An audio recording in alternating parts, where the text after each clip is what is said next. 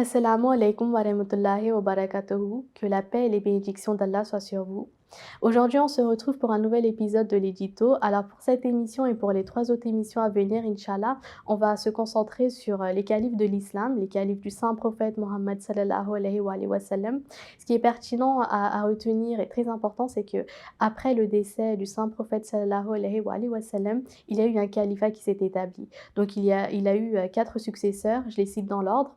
Il y a eu tout d'abord Hazrat Abu Bakr Siddiq radhiyallahu anhu, puis Hazrat Ousmane radhiyallahu anhu, puis Hazrat Omar radhiyallahu anhu et pour finir Hazrat Ali radhiyallahu anhu. Donc on va consacrer chaque épisode à un calife. Donc c'est pour cela qu'aujourd'hui on va s'intéresser à la vie de Hazrat Abu Bakr Siddiq radhiyallahu anhu. Pour pouvoir suivre cette émission d'aujourd'hui, j'ai avec moi Madame Memouna Khan. Vous êtes la secrétaire nationale des étudiantes. Assalamu alaikum wa rahmatullah. Wa alaykoum assalam wa rahmatullah. Et nous avons avec nous en distanciel Madame Anila Anes, qui est la présidente du secteur, si je ne me trompe pas, de Valenciennes, c'est ça? Oui, c'est bien ça. Assalamu alaikum wa rahmatullah. Donc, comme pour chaque émission, cette fois-ci aussi, on s'appuie sur un article. Celui-ci se nomme Le compagnon Hazrat Abu Bakr radhiyallahu anhu. Donc voilà, ma toute première question, je vais la poser à Madame Khan. Si vous pouvez nous donner une courte biographie de la vie de Hazrat Abu Bakr Siddiq radhiyallahu anhu, s'il vous plaît. Alors, le nom de Hazrat Abu Bakr radhiyallahu ta'ala anhu était Abdullah et son père s'appelait Omar bin Amir. Son appellation filiale était Abu Bakr, mais qui était aussi connu sous les titres de Atiq et Siddiq.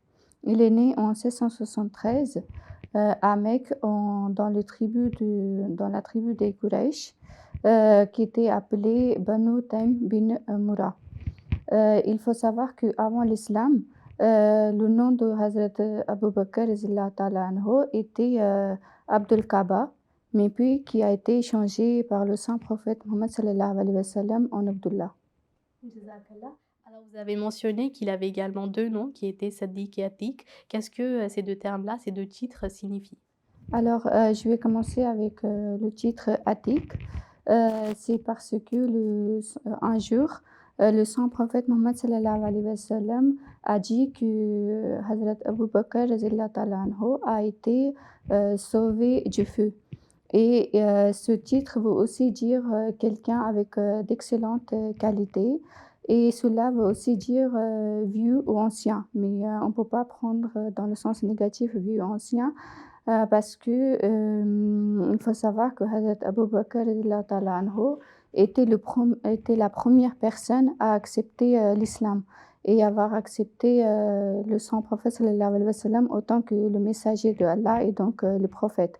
Donc c'est dans ce sens-là, ce titre a été attribué à Hazrat Abu Bakr radhiyallahu ta'ala anhu. Jazakallah. Et donc qu'en est-il du titre de Siddiq? Est-ce qu'il renvoie également à une signification bien précise? Oui, il faut savoir que Hazrat Abu Bakr radhiyallahu ta'ala anhu était quelqu'un de très honnête. Donc, même avant l'islam, il était connu sous le nom de Siddiq parce que c'était quelqu'un de très honnête. Et il a été rapporté que le saint prophète sallallahu alayhi wa sallam, quand l'a formé d'une nouvelle, il l'a testé immédiatement. Par exemple, quand le prophète sallallahu alayhi wa sallam il a été montré au saint prophète sallallahu alayhi wa sallam la vision du voyage nocturne au cours duquel il a voyagé dans un rêve jusqu'à Jérusalem. Donc il a fait 1300 kilomètres pendant ce rêve. Et quand il a raconté ce voyage aux gens de la Mecque, ils avaient du mal à le croire. Et ils sont partis voir Hazrat Abu Bakr radhiyallahu ta'ala anhu. Et quand Hazrat Abu Bakr radhiyallahu ta'ala anhu a entendu cela, il a attesté immédiatement. Et il a été aussi rapporté que l'ange Gabriel avait déjà informé le saint prophète sallallahu alayhi wa sallam que Hazrat Abu Bakr attesterait cette vision, ce rêve du saint prophète sallallahu alayhi wa sallam. Jazakallah, Madame Khan. Alors, à chaque fois que l'on prononce le nom de Hazrat Abou Bakr, on a tendance à finir avec la formule Radiyallahu anhu. Donc, j'aimerais que Madame Anas, vous puissiez nous expliquer ce que cette formulation signifie. Donc en fait, la différence entre alayhi salam et Razallahu ta'ala anhu est que alayhi salam, ce qui signifie que la paix soit sur lui, est généralement utilisé pour les prophètes, les anges, etc. Alors que Razallahu ta'ala anhu, qui signifie qu'Allah soit satisfait de lui, est généralement utilisé pour les compagnons du saint prophète Muhammad sallallahu alayhi wa sallam. Si on comprend bien, on a donc une formulation pour attribuer à chaque titre, donc qui peut facilement renvoyer à chaque titre que l'on peut distinguer. Oui, en fait, la formule de la Talanhu possède deux significations. La première constitue une façon de donner des informations, donc khabariya, et la seconde constitue une forme d'invocation, donc douaya. Et en fait, la traduction de cette phrase dans le premier cas serait Allah est satisfait de lui ou d'elle, et dans le second, qu'Allah soit satisfait de lui ou d'elle. Et lorsque cette phrase ou formule est utilisée pour les compagnons, elle peut être utilisée dans les deux formes. Et en tant que telle, on peut dire au sujet d'un compagnon, Allah est satisfait de lui ou qu'Allah soit satisfait de lui. Jazakallah, donc ça explique aussi pourquoi on place Radiyallahu anhu, qui se traduit donc par Allah soit satisfait de lui, puisque en fait c'était tout simplement un compagnon du saint prophète sallallahu alayhi wa sallam. Donc voilà, c'est ce qui explique une fois de plus pourquoi on place cette formulation-là et qui renvoie à son titre. Oui, tout à fait. En fait, Allah le Tout-Puissant a lui-même attesté de sa satisfaction de tous les compagnons du messager d'Allah et que les compagnons se sont satisfaits d'Allah. Et en fait, par rapport à cela, Allah le Très-Haut a dit dans le Saint-Coran, dans la Sourate Al-Fat, verset 18, je cite le verset, assurément, Allah fut très content des croyants lorsqu'ils te prêtaient serment d'allégeance sous l'arbre, et il savait ce qui était dans leur cœur, et il a fait descendre la tranquillité sur eux, et il a récompensé par une victoire proche.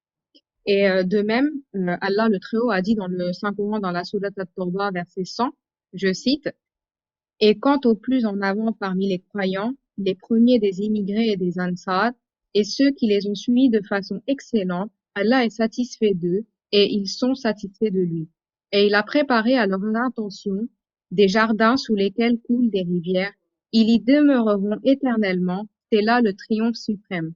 Donc en fait, Allah le Tout-Puissant a déclaré sa satisfaction pour les compagnons et c'est pourquoi on peut dire Allah est très satisfait des compagnons. Et par conséquent, ce serait en fait un petit péché de manquer de respect ou de calomnier un compagnon, alors qu'Allah le Très-Haut a lui-même déclaré la satisfaction pardon, qu'il a d'eux. Et en fait, de la même manière, les étudiants des compagnons, leurs disciples, les saints, les pieux, les imams de Moustahid et tous les musulmans en général sont concernés.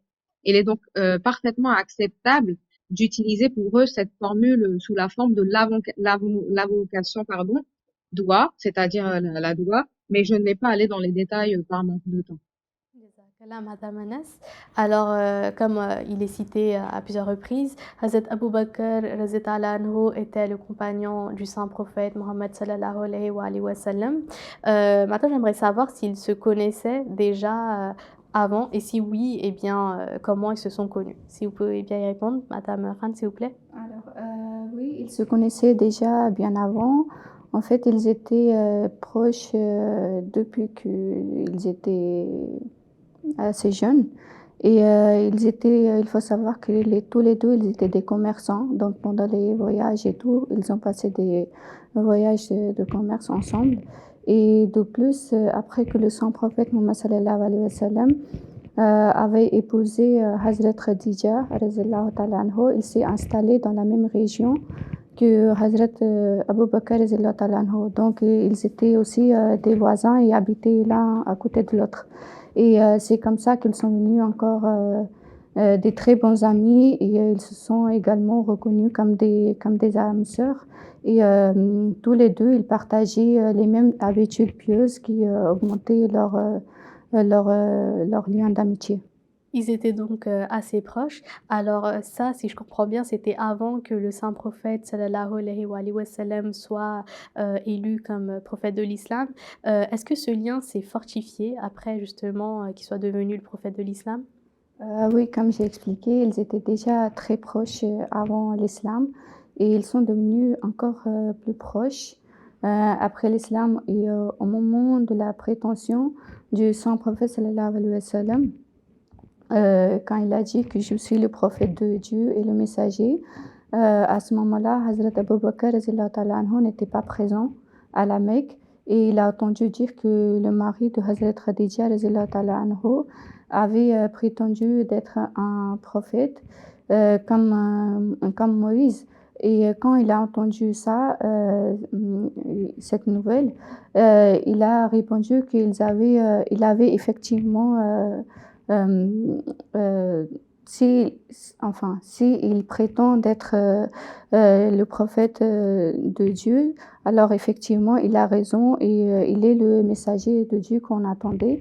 Et donc à ce moment-là, Hazrat Abu Bakr se dirigea directement vers la maison du saint prophète sallallahu alayhi wa sallam et il a demandé si c'était vrai. Et après avoir reçu la réponse du saint prophète sallallahu alayhi wa sallam, il a fait sans hésitation, il a accepté l'islam sur place. Et donc, c'est comme ça que Hazrat Abu Bakr radhiyallahu anhu a dans un premier temps appris au sujet de l'islam et ensuite immédiatement accepté l'islam. Voilà, et en fait, il a accepté l'islam. Et il faut aussi savoir que avant l'événement du saint prophète sallallahu alayhi wa sallam, Hazrat Abu Bakr radhiyallahu ta'ala anhu avait vu dans un rêve qu'il y a la lune, il descend sur la Mecque qui se brise en plusieurs morceaux et ces morceaux sont dispersés dans chaque maison. Et ensuite, ces morceaux se trouvent aux genoux de Hazrat Abu Bakr radhiyallahu ta'ala anhu. Et il avait cherché la signification de ce rêve et on lui a dit que le prophète qui était tant attendu viendra bientôt et qu'il va avoir un lien très fort avec Hazrat Abu Bakr radhiyallahu ta'ala anhu. Donc on peut dire qu'il connaissait l'islam à travers un rêve. Jazakallah, Madame Khan. Est-ce que vous pouvez dorénavant nous dire quel changement y a-t-il eu dans la vie de Hazrat Abu Bakr radhiyallahu anhu après qu'il a accepté l'islam? Juste avant de répondre à votre question, comme on parlait de l'entrée de Hazrat Abu Bakr dans l'islam, j'aimerais juste mentionner que Hazrat Muhammad sallallahu alayhi wa sallam avait l'habitude de dire à ses compagnons que quand on invitait quelqu'un vers l'islam, la personne hésitait et prenait un moment avant d'entrer en islam, alors que ce n'était pas le cas de Hazrat Abu Bakr radhiyallahu ta'ala anhu quand on lui a invité vers l'islam. Il a accepté sans hésitation et sans avoir attendu un moment. Si je reviens vers votre question, après avoir accepté l'islam, Hazrat Abu Bakr radhiyallahu ta'ala anhu passait ses journées entièrement à répandre le message de l'islam. Et grâce à ses efforts et ses prières, il y a de nombreux Qurayshistes, c'est-à-dire des membres de tribu Quraysh, ont accepté l'islam, parmi lesquels il y a Hazrat Ousmane, Hazrat Talha, Hazrat Zubair bin Al-Awam, Hazrat Saad bin Abi Waqas et Hazrat Abdurrahman bin Auf. Après avoir accepté l'islam, ce n'était pas facile aussi pour Hazrat Abu Bakr radhiyallahu ta'ala anhu. Il a dû faire face à de nombreuses épreuves. Il était rapporté dans les livres de hadith que parfois, en raison de leur intimité envers l'islam, les gens de la Mecque le traitaient mal et Hazrat Abu Bakr radhiyallahu ta'ala anhu perdait ses cheveux à force d'être traîné par les cheveux et sa barbe. Jazakallah pour votre réponse.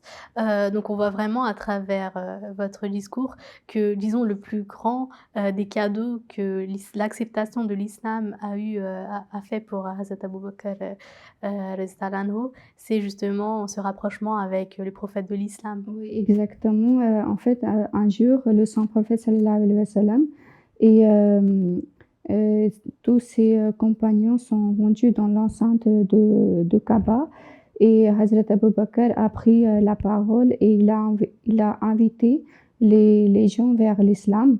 Et en entendant ça, les polythéistes se sont enflammés et ils ont voulu tuer Hazrat Abu Bakr anhu, et les autres musulmans.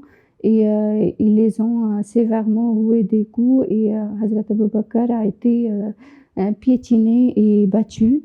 Et il a été rapporté que Utba ibn Rabi écrasait Hazrat Abu Bakr anhu avec des chaussures à double cuir. Il l'avait tellement frappé au visage avec ses chaussures qu'on ne pouvait plus reconnaître son nez en raison de l'enflure. Jazakallah, Madame Khan. Donc, puisqu'on parle de la bravoure de Hazrat Abu Bakr radiyallahu anhu, maintenant j'aimerais savoir tout ce qu'il a fait, toutes les actions qu'il a menées pour la défense de l'islam. Et pour cette question-là, je vais me tourner vers Madame Anna, s'il vous plaît. Donc en fait, comme l'a dit Mamouna, après avoir accepté l'islam, Abu Bakr radhiyallahu anhu avait consacré toutes ses journées à la diffusion du message de l'islam. Et en fait, grâce à ses efforts et à ses prières, beaucoup de gens avaient pu en fait accepter l'islam. Et en fait, parmi ces gens, il y avait également les compagnons qui allaient faire partie des 10 compagnons qui avaient reçu la bonne nouvelle du paradis. Donc, je vais pas citer les noms vu que Maimouna elle les a déjà cités plus haut. Par contre, il faut également savoir que le saint prophète Mohammed sallallahu alayhi wa sallam avait dit que lorsque les gens négligeaient le message de l'islam, c'était Hazrat Abu Bakr radhiyallahu anhu qui restait toujours à ses côtés et donnait sa vie et sa richesse pour la cause de l'islam. Ça montre vraiment en fait l'amour que Hazrat Abu Bakr radhiyallahu anhu.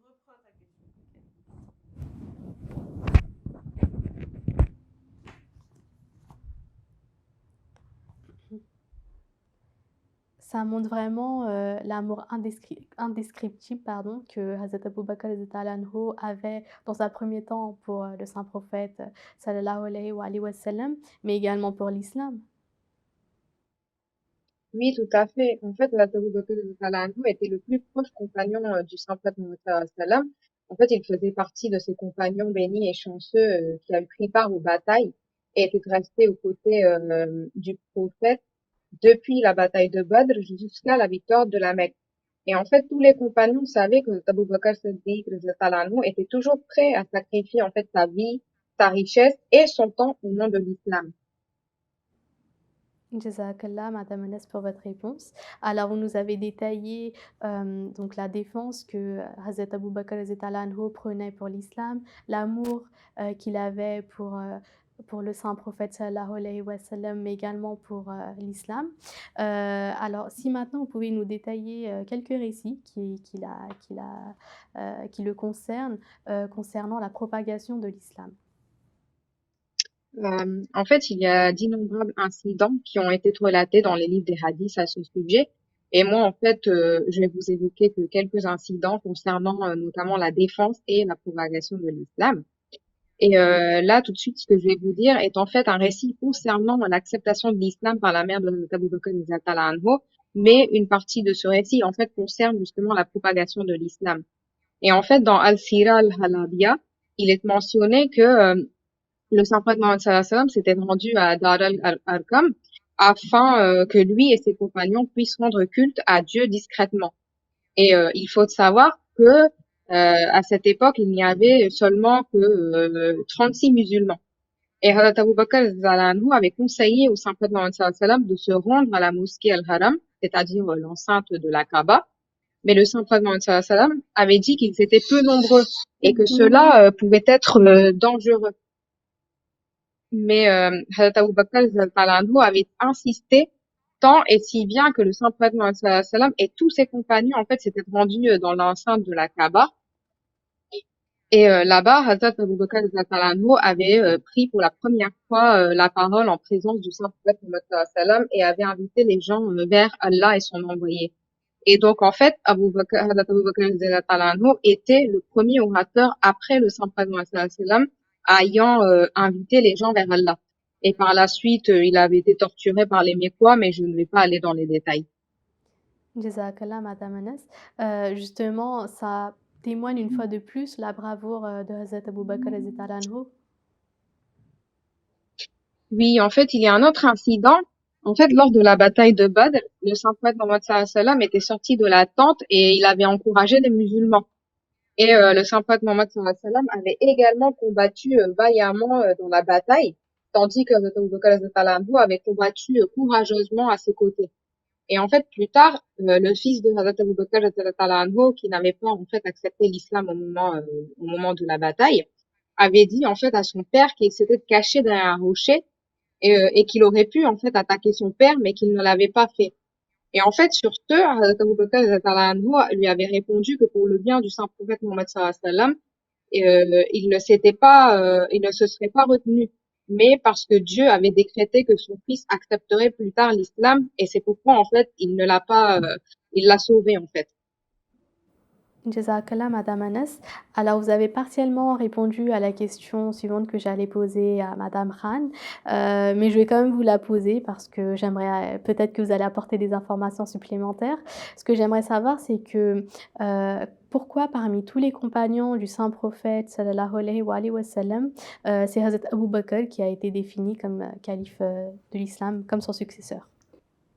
Oui, Sarah, comme on a expliqué jusqu'à maintenant que Hazrat Abu Bakr radhiyallahu ta'ala anhu était très proche du saint prophète Mohammed sallallahu alayhi wa sallam et son cœur était rempli de l'amour et du respect pour son prophète sallallahu alayhi wa sallam. Et, euh, et il faut savoir que une fois, alors que le saint prophète sallallahu alayhi wa sallam était en train de prier, il était en train de prier près de la Sainte Kaaba, et un mécréant est venu et a commencé à l'étouffer. Mais lorsque Hazrat Abu Bakr radhiyallahu ta'ala anhu a vu, il a dit que est-ce qu'il tuerait quelqu'un simplement pour avoir dit que son Seigneur est Allah.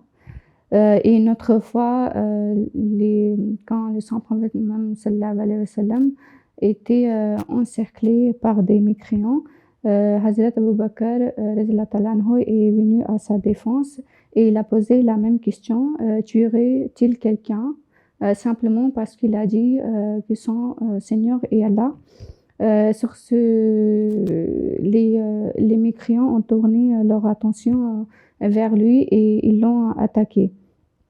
Donc, comme Anila aussi, elle a très bien expliqué tout à l'heure, que Hazrat Abu Bakr était très proche du saint prophète Mohammed sallallahu alayhi wa sallam, qui était toujours à ses côtés pour le défendre, et qui était toujours d'accord avec lui, que ce soit dans les champs de bataille ou la victoire de la Mecque, il était toujours là. Lors du décès du saint prophète Mohammed sallallahu alayhi wa sallam, les compagnons ont éprouvé toutes sortes d'émotions difficiles et inattendues, notamment le choc, la colère, la culpabilité et surtout une profonde tristesse. Et même Hazrat Umar radhiyallahu ta'ala anhu n'était pas différent de ses compagnons. Son cœur n'était pas prêt à accepter le décès du saint prophète Mohammed sallallahu alayhi wa sallam. Il avait même menacé de tuer quiconque qui dirait que le saint prophète Mohammed sallallahu alayhi wa sallam est décédé. Alors, dans une telle situation où les compagnons étaient dans le déni et confusion, Hazrat Abu Bakr s'est levé et a récité le verset que je vais vous citer, c'est Surah Al-Imran, chapitre 3, verset 145.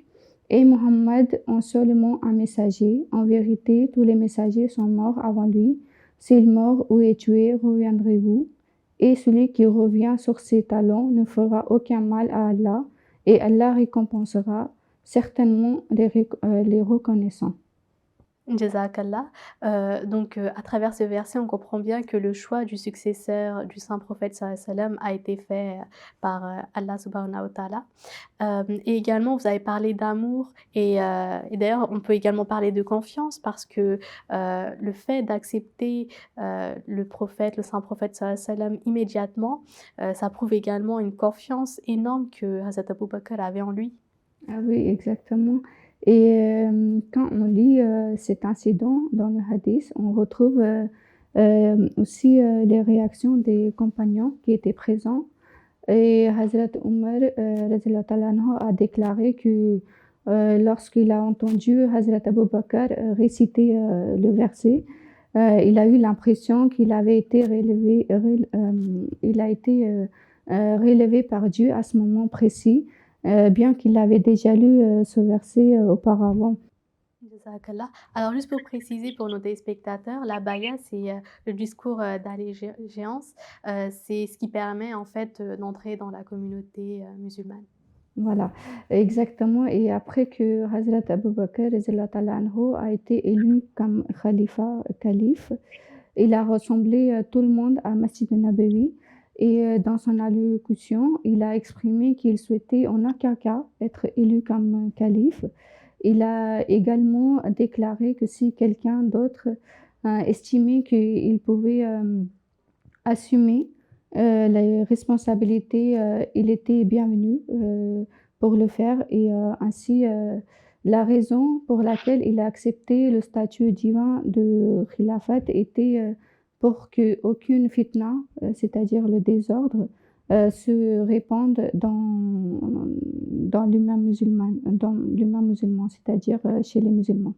La communauté musulmane. Voilà, exactement. Jazakallah Madame Khan. J'ai bien fait, de vous poser cette question-là parce que vous avez apporté des précisions, encore plus, profondes, supplémentaires. Maintenant je vais poser la prochaine question à Madame Anna, s'il vous plaît. J'aimerais savoir si, s'il y avait en fait un lien parental entre le saint prophète Mohammed sallallahu alayhi wa sallam et Hazrat Abu Bakr, radhiyallahu anhu. Oui, en fait, avant de commencer, il faut savoir que ce n'est pas grâce à ce lien qu'il a pu devenir calife. Comme vous l'avez dit tout à l'heure, c'était tout simplement par la volonté de Dieu. Et en fait, Sa Sainteté, notre bien-aimé cinquième calife, Ayadallahu Ta'ala bin Nasser Aziz, a déclaré dans son sermon du vendredi 3 décembre 2021, je cite ces paroles, l'arbre généalogique d'Abu Bakr rejoignait celui du saint prophète Mohammed sallallahu alayhi wa sallam à Murra, c'est-à-dire leur aïeul commun à la septième génération. De même, l'arbre généalogique de la mère de Hazrat Abu Bakr radhiyallahu anhu rejoignait celui du saint prophète Mohammed sallallahu alayhi wa sallam à la sixième génération par l'entremise de ses aïeux maternels et paternels. Donc en fait, cela démontre que le saint prophète Mohammed sallallahu alayhi wa sallam et Hazrat Abu Bakr radhiyallahu anhu avaient effectivement un lien familial.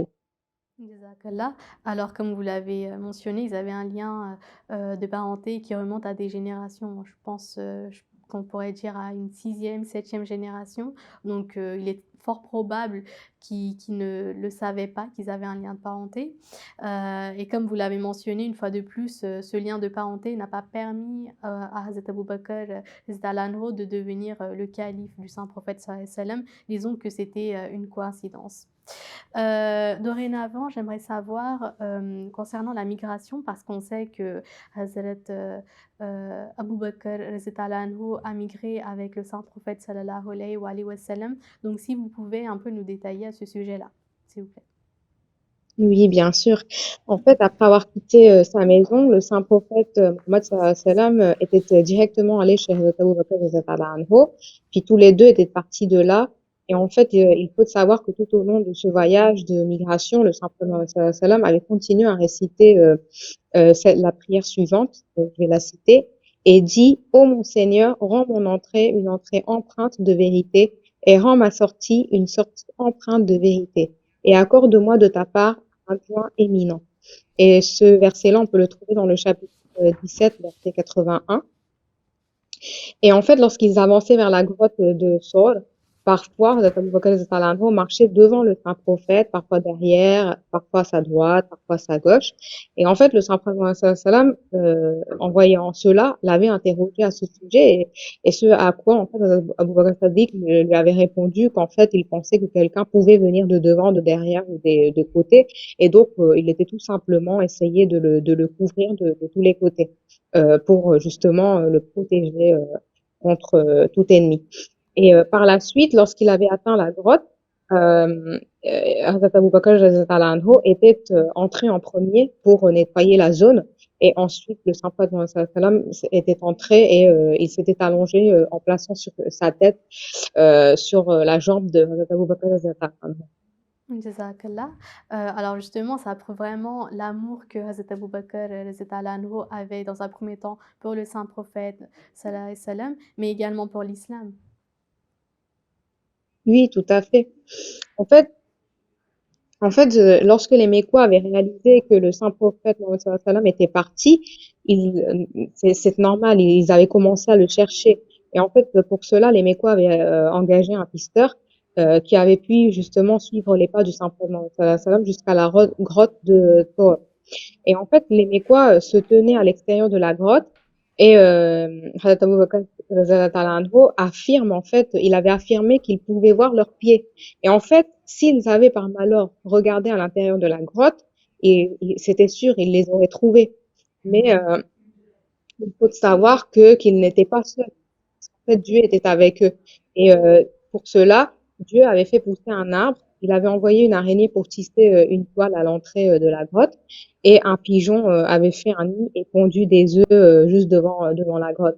Et en fait, Hazrat Abu Bakr radhiyallahu anhu était très inquiet, mais il faut savoir que le prophète Mohammed sallallahu alayhi wa sallam l'avait rassuré en disant qu'Allah était avec eux.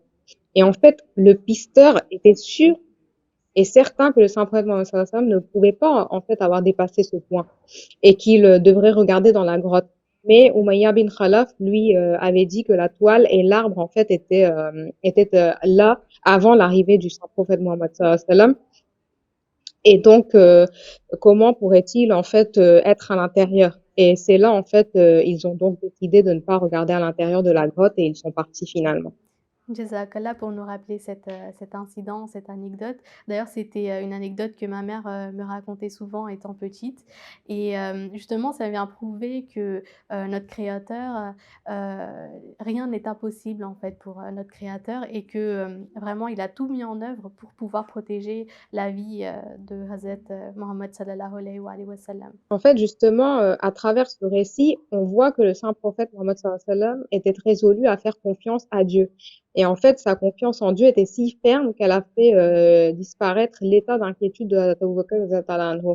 Et il faut savoir que le Messie premier alayhi salam avait dit que c'était pendant cette période difficile que Hazrat Abu Bakr radhiyallahu anhu avait vraiment montré sa loyauté, sa confiance. Et en fait, les mécréants étaient déterminés à tuer le saint prophète Mohammed sallallahu alayhi wa sallam, mais sans se soucier de ce qui pourrait arriver, il est resté fermement aux côtés du saint prophète Mohammed sallallahu alayhi wa sallam. Et en fait, il faut également savoir que parmi les compagnons de l'époque, le saint prophète sallallahu alayhi wa sallam avait choisi Hazrat Abu Bakr radhiyallahu anhu pour l'accompagner et et en fait, ça a été fait grâce à la connaissance divine accordée au saint prophète Mohammed sallallahu alayhi wa sallam par Dieu le Tout-Puissant. Euh, Parce qu'en fait, c'est lui qui lui avait informé qu'il était la meilleure personne pour l'accompagner. Donc, après 3 jours, comme prévu, Abdullah bin Ureykit avait apporté 3 chameaux à la grotte et ils étaient partis vers Médine dans la nuit. Et en fait, les Mécois n'avaient pas réussi à trouver le saint prophète Mohammed sallallahu alayhi wa sallam et donc ils avaient annoncé une prime de 100 chameaux pour que le saint prophète sallallahu alayhi wa sallam, pardon, leur soit apporté, mort ou vivant. Et en fait, concernant la prime, plusieurs personnes s'étaient mis à chercher le saint prophète Mohammed sallallahu alayhi wa sallam et parmi ces gens, il y avait Boureda. Mais lorsqu'il a rencontré le saint prophète Mohammed sallallahu alayhi wa sallam, il avait accepté l'islam ainsi que tous ceux qui étaient avec lui.